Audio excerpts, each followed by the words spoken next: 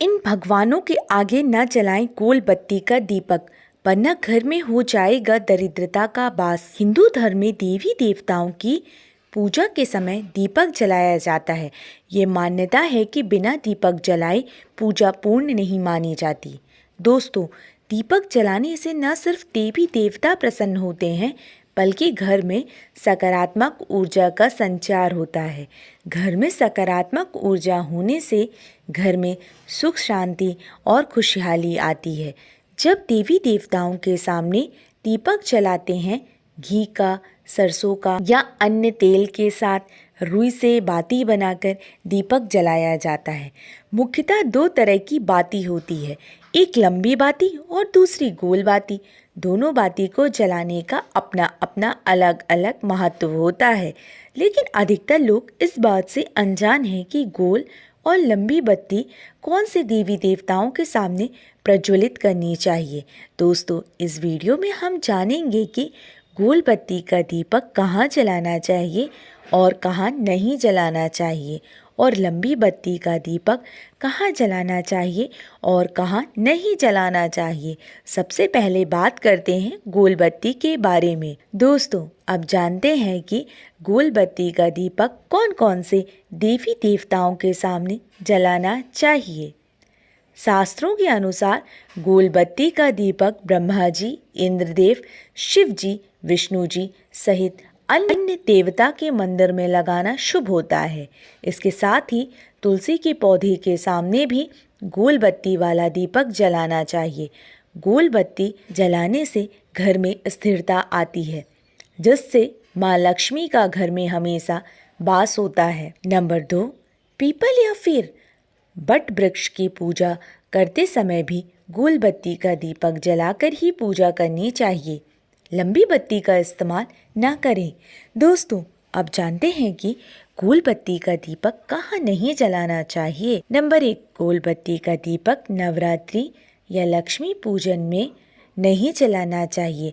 ऐसा करने से माँ लक्ष्मी व्यक्ति से नाराज हो सकती हैं और ऐसा करने से घर की सुख समृद्धि जा सकती है। नंबर 2, गोल बत्ती के दीपक को कभी भी पितरों के लिए नहीं जलाना चाहिए। ऐसा करने से पितृ नाराज हो सकते हैं। पितरों की नाराजगी के कारण घर में दरिद्रता का वास हो सकता है। दोस्तों, अब जानते हैं कि गोल बत्ती के क्या नुकसान हैं। ध्यान रखें कि गोल बत्ती का इस्तेमाल करने से पितृ कभी प्रसन्न नहीं होते और घर में दरिद्रता वास करने लगती है।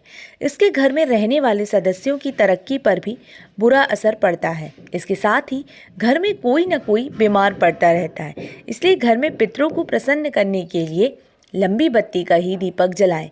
इसी तरह नवरात्रि और लक्ष्मी पूजन में गोल बत्ती का इस्तेमाल करने से माता रुष्ट होती हैं और घर की सुख समृद्धि नष्ट हो जाती है। दोस्तों, आप जानते हैं लंबी बत्ती का दीपक कहाँ जलाना चाहिए। शास्त्रों के अनुसार अगर आप लंबी बत्ती का दीपक जलाते हैं तो इस बात का ध्यान रखें कि इस तरह की बत्ती केवल माँ लक्ष्मी, दुर्गा जी, सरस्वती सहित या अन्य देवी के पूजन में, कुल देवता के पूजन में, आंवला के पेड़ के नीचे भी लंबी बत्ती जलाई जाती है। लक्ष्मी जी के सामने लंबी बत्ती का दीपक लगाने से धन की वृद्धि होती है और कुल देवता के समक्ष लंबी बत्ती का दीपक जलाने से कुल की वृद्धि होती है। इससे घर में सुख समृद्धि, धन संपदा, ऐश्वर्य में वृद्धि होती है। अमावस्या या अन्य किसी दिन पितरों के लिए दीपक जला रहे हैं तो भी आपको ध्यान रखना चाहिए कि ये दीपक लंबी बत्ती वाला ही होना चाहिए।